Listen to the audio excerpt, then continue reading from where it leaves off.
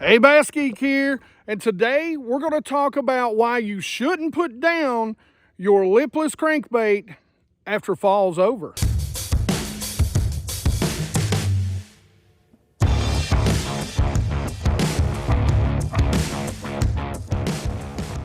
All right, guys, so one of the things I want to talk to you about is lipless crankbait fishing in the winter. There's 2 or 3 ways to do it, and it can be super duper productive. Now, I do want to say big shout out to you guys out there in the 100% Watch Squad. Man, you guys have helped blow the channel up in what is normally a down time of the year, November and December for me. So guys, keep it up. Share things out if there's a video out there that you really like. And, you know, as always, hashtag that 100% Watch Squad. Don't forget, I don't have it. Let's see, I've got it on. Let's see if I can pull it up without showing you my fat belly. Hopefully you can see it. I don't know if you can. So if you can't though, hey guys, make sure you go out and you get that Catch More Fish shirt. It's only running until the end of December, okay? So that's it. It's a limited time deal. We're going to put it out there until the end of December. Now, let's get into talking about lipless cranks, and I'll tell you the ones I like this time of year. My lipless cranks. Now, I do have a whole bunch more of these. I've got a bunch from Strike King, a bunch from Cotton Cordell that I haven't even unboxed, so you guys are going to get to see some more unboxings on this stuff. But these are some of my go-tos, and guys, you'll see really quickly, this actually used to be a Strike King. This is a discontinued version, but it's very much like the good old rattle traps, which you'll see I've got a few of those in here buried somewhere. But if you guys haven't seen my short on the different nose styles of a lipless, you really need to go check that out. Now, I'm going to show you these right here. And a lot of times you'll see how wide that nose is. They have a tendency to run nose down like that when you're really cranking them. And that's one of the things I'm going to do. I'm on a lake that really there's no flats right now.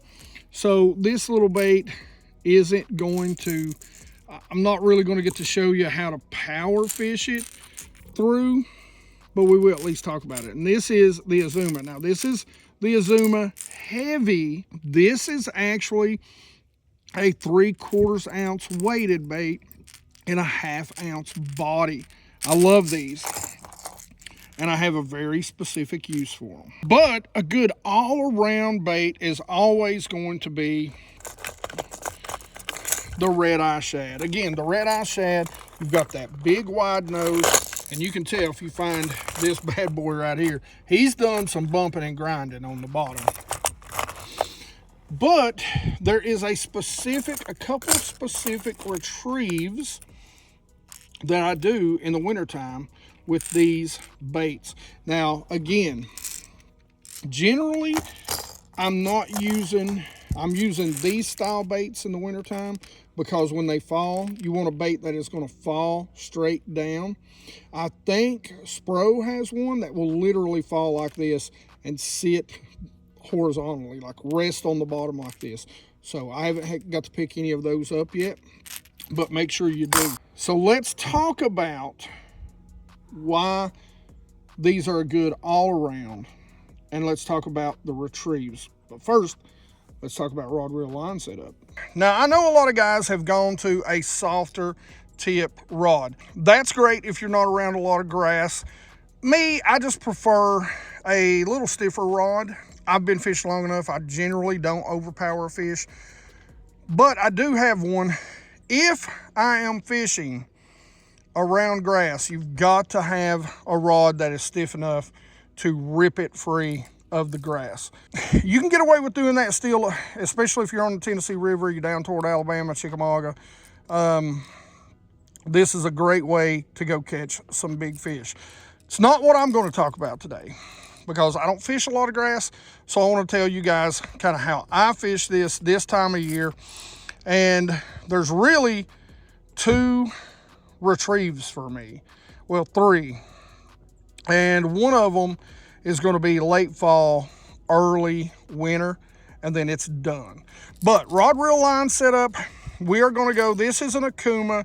This is a medium heavy. This is, again, their tournament concept, all purpose. This is a 7-foot. And I like a 7-foot because if I do need to get it into some tighter areas, a 7-foot works well. Medium heavy, fast action. And again, it'll go from 3/16 to 3/4. Great all-purpose rod. And again, this is the Okuma SX, which they have discontinued. I will put a comparable reel in the description below that I do like. And this is a 6/6 to 1. I don't know if you can see that. This is a red eye shad that I had hand painted. A little bit of a spring crawl, but the crawl colors are really great right now. Shad colors will work too, and forgive the bobber stop. It's just, I use this for a lot of different things and had a Texas rig on it also. Line, this is where I do like a little bit of stretch. I'm fishing horizontal, so I use the K9 Fluoro. It's like a copolymer, so it's got just a touch of stretch. That way I don't take the bait away from them or jerk it out of their mouth.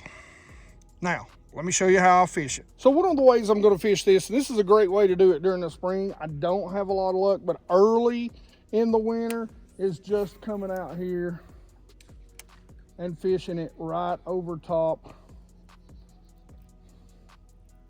of laydowns. A lot of times the fish are going to stay in these laydowns this time of year because they're going to hold a little more heat.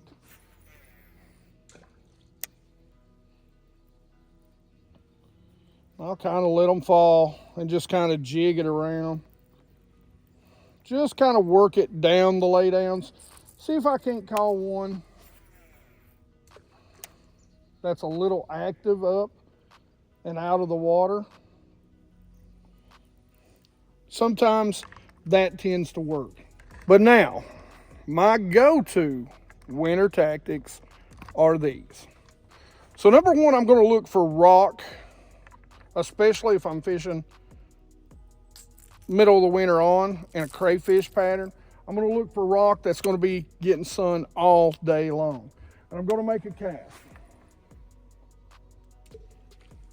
Number one combo, the super simple combo, we're going to let it drop to the bottom.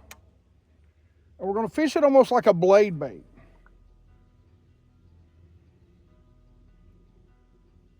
We're going to lift so that we feel it go 3-4 times, and we're going to let it drop.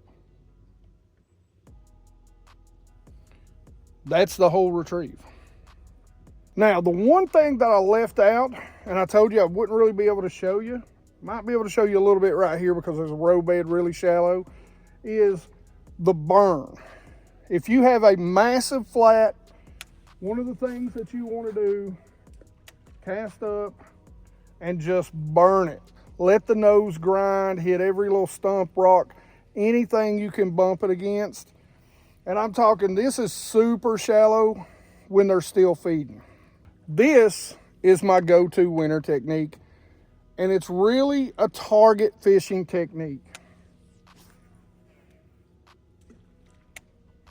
Now, this is a deeper water technique. The road bed drops off right out here. And this is one of the reasons why I love those Azumas from Profound Outdoors, because they're small, but they're heavy, so I can fish them really deep. So the deal is here, you don't want to move the bait. You want to just, and it takes a minute to get used to, you're flipping that bait in place, okay? So it's rattling, rattling, rattling, and then you're lifting. Again, the same exact way, 3, 4, 5 lifts, you're letting it drop. I don't want to move it. I'm just barely popping that bait so that it's flipping side to side.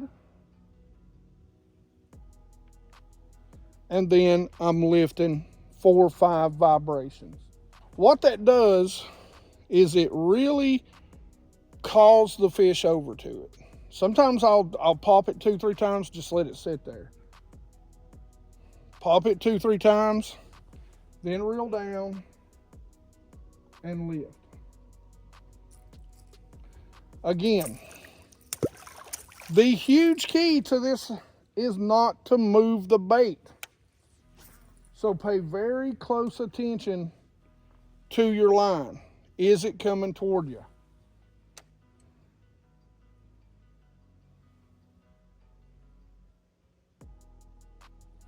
We're just going to let it bounce. Ooh, something might have had it right there. A lot of times when they're going to hit it is when you lift. And that's my favorite wintertime technique. I know, guys, not much to it, but it's really a whole lot like fishing a blade. You can do the same exact thing with a bladed bait. Something like the Demiki blades or a silver buddy for that matter. Guys, that's really it, man. And I'm telling you, don't put these baits down when winter time comes around. You're going to catch some fish on them still by being super slow. It's like fishing a jig. It's like fishing a jig in the fall. You're kind of hopping it. It's like fishing a blade bait. It's something that they don't see a whole lot, and it's still got a little bit of sound. Now, like anything, it's a hard bait. You want the right conditions to fish it. All right. Questions, comments in the comments section below, guys. I hope this helps you out. I hope you catch some fish on the lipless this winter. As always, like it if you like it. Don't forget to subscribe. Make sure you ring that bell so you get the notifications when these videos come out. You guys in the 100% Watch Squad, man, I love you. I appreciate you. You do so much for the channel. Like I say, the easiest way to help us grow and do more for you is to watch. As always, you guys rock. All right, guys, sorry about the delay. I had a very close relative of mine pass away last week. So, you know, spend some time with family and that sort of stuff. So sorry about the delay of picking a winner for you guys.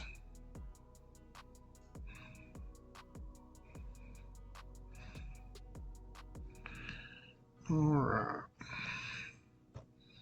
As I always jokingly say,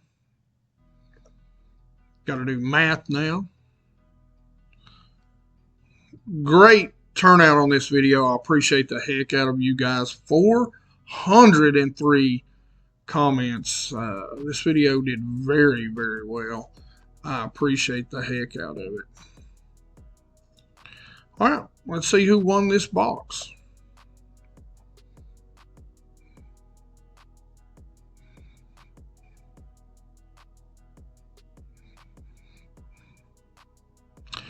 All right.